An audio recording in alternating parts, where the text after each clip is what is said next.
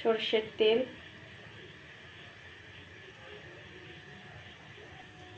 গোটা জিরে, পেঁয়াজ রসুন কুচি,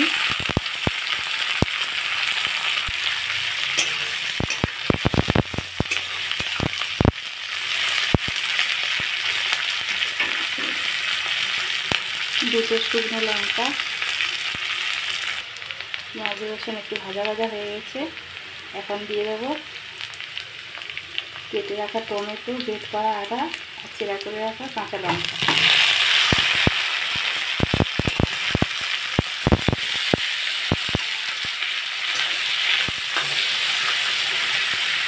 দিয়ে দেবো পরিমাণ মতো লবণ।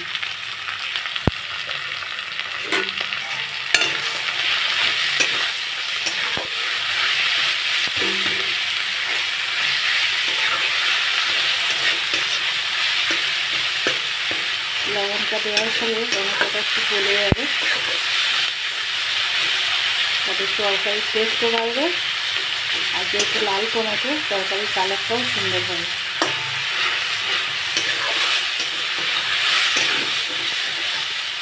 এখন মাপ মতো হলুদ গুঁড়ো দিয়ে দেবো।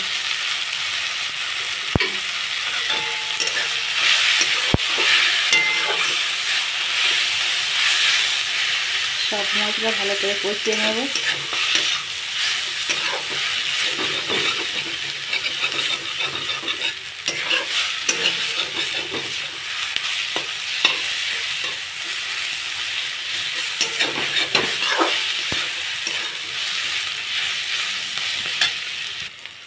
হাফ চামচ ধনে গুঁড়ো দিয়ে দেবো,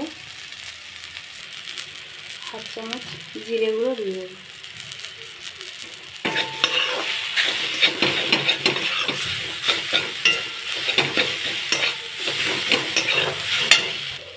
মশলাগুলো খুব সুন্দর করে কষানো হয়ে গেছে। এখন কেটে রাখা কচু দিয়ে দেবো।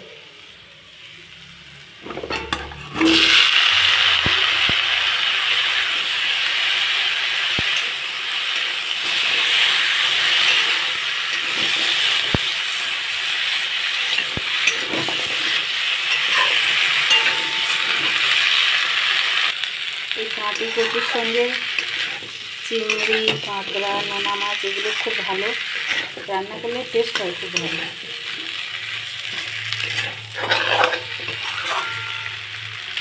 মশলা কচু খুব ভালোভাবে কষানো হয়ে গেছে। আমি কচুর মধ্যে যে আটালো ভাতটা নেই, এখন পরিমাণ মতো জল দিয়ে দেবো।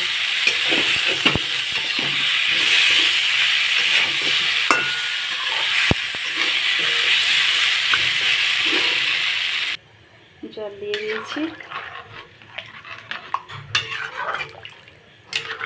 এখন ঢাকা দিয়ে দেবো।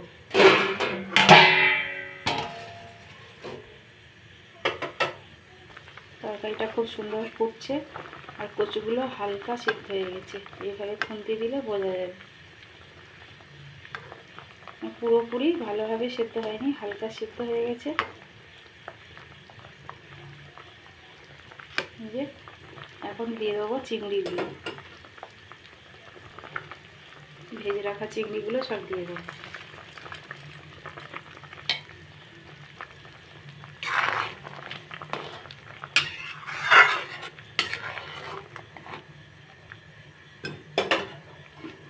এখন একটু ঢাকা দিয়ে দেবো। একদিকটা একটু খুলে রাখবো। এই যে অল্প একটু গরম মশলা দিয়ে দেবো।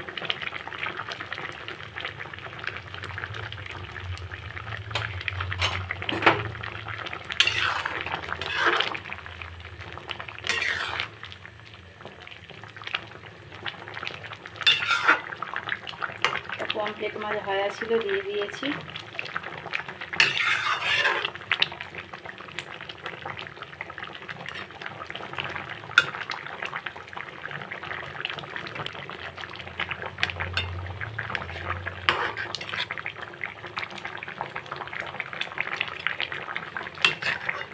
কচুগুলো খুব ভালো করে সিদ্ধ হয়ে গেছে। এখন একটু ঝোল ঝোল নামিয়ে নেব, যেহেতু অনেকজন সবাই ভাত দিয়ে খাবে। তোমরা মনে করলে আর একটু ঝোল মেরে নিতে পারো। চিংড়ি দিয়ে কচু রান্না রেডি। যদি পুরো ভিডিওটা ভালো লাগে অবশ্যই লাইক কমেন্ট শেয়ার করে দিও, ফলো করে পাশে থেকো। আর ইউটিউব থেকে দেখলে সাবস্ক্রাইব করে দিও, বেল আইকনটা প্রেস করে দিও, যাতে এরকম ভালো ভালো ভিডিও সবার আগে তোমার কাছে পৌঁছায়।